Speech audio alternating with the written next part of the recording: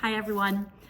I've started this several times because I just wasn't really sure how to start it and thinking about making it perfect. But the fact of the matter is things aren't perfect and we all just have to start somewhere. So I wanted to do a video to really talk about what's going on because it's been very dark and I'm kind of tired of being angry and sad and scared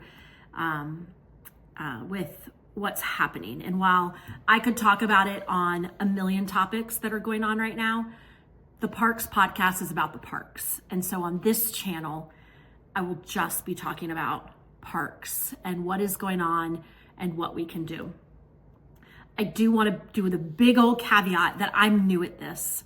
I don't know. I feel stuck and completely ignorant, but I'm gonna find out and I'm gonna learn and I'm gonna stay curious.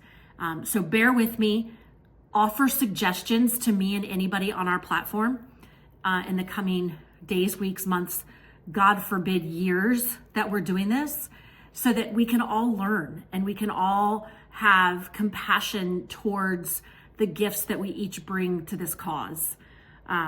So the reason I started the Parks podcast was because I wanted to educate people on how to use the parks. When I was on my sabbatical year, more people said, I don't even know how to use a park. So that's why I started it. And it's going to remain true to that.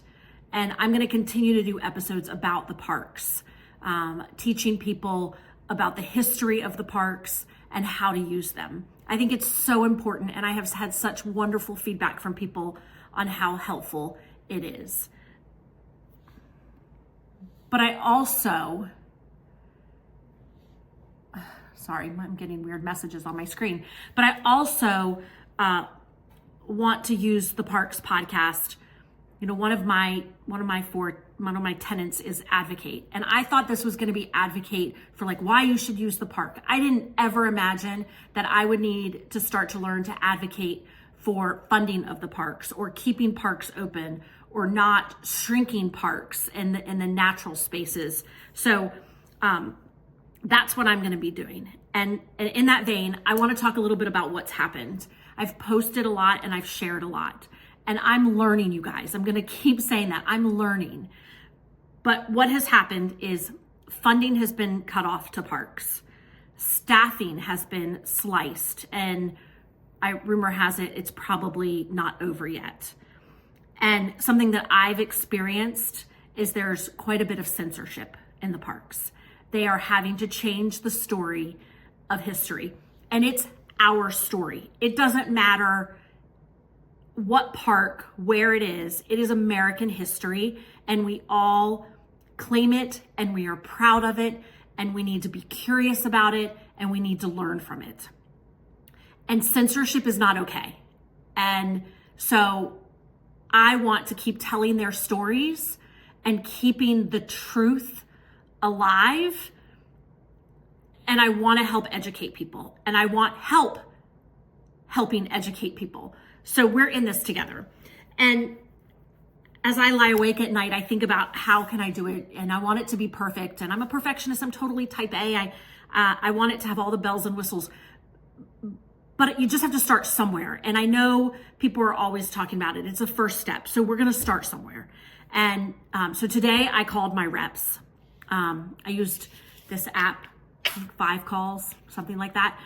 And I called my reps. And Senator Kane's office was great, a little worn out. You could tell that they had been through the ringer. So have a lot of grace with these poor people that are picking up the phone. Senator Warner's office, I just left a message. My congressman, I'll do another episode on that. It was not pretty, but whatever. They're going to become my best friends.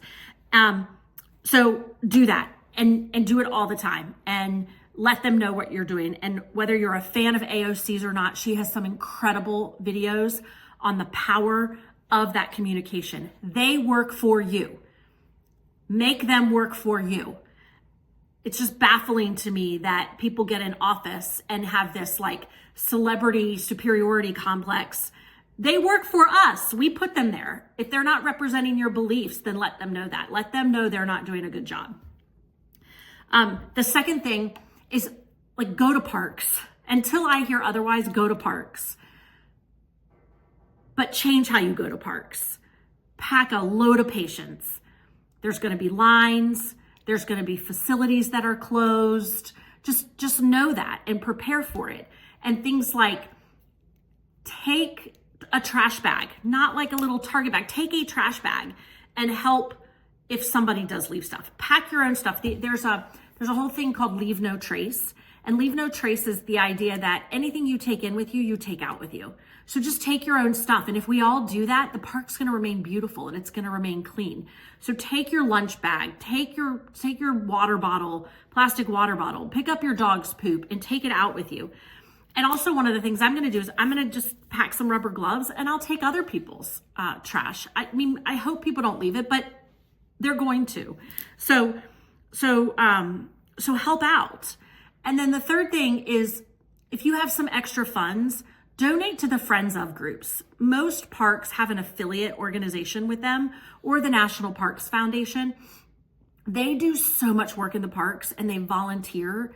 And so send them some money so that they have the budgets to help do more while the federal government is failing us in our parks. Also, the state parks, maybe if you're planning on going to a couple national parks, maybe shift and see what the state parks are doing, because right now it doesn't feel like they're getting the same slashing and the same hit. So we'll see what happens, but that's just something that we can all try to do. And the last thing I'll say for now is, like, stay curious, ask questions. It's curiosity. I feel like we're all in this, like, you have to know, everybody has to know everything. Everybody has to be right all the time. And there's something really beautiful.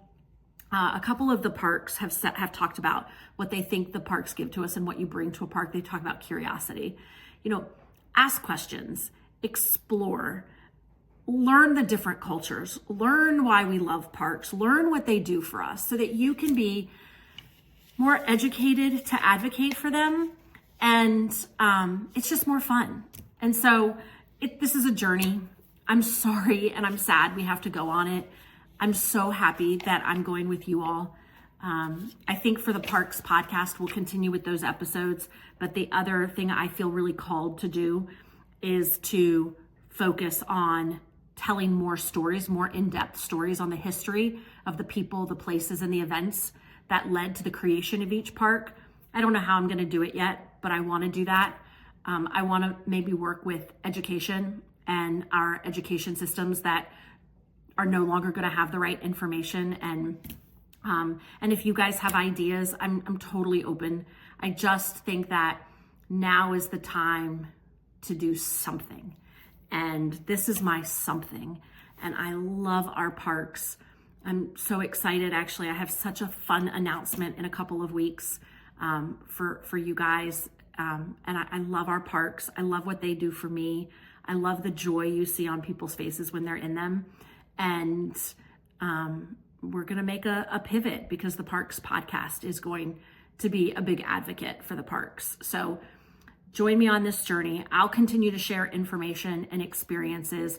You continue to share information and experiences, and let's link arms and let's get these parks back on track and get our government to understand that what they're doing is not okay.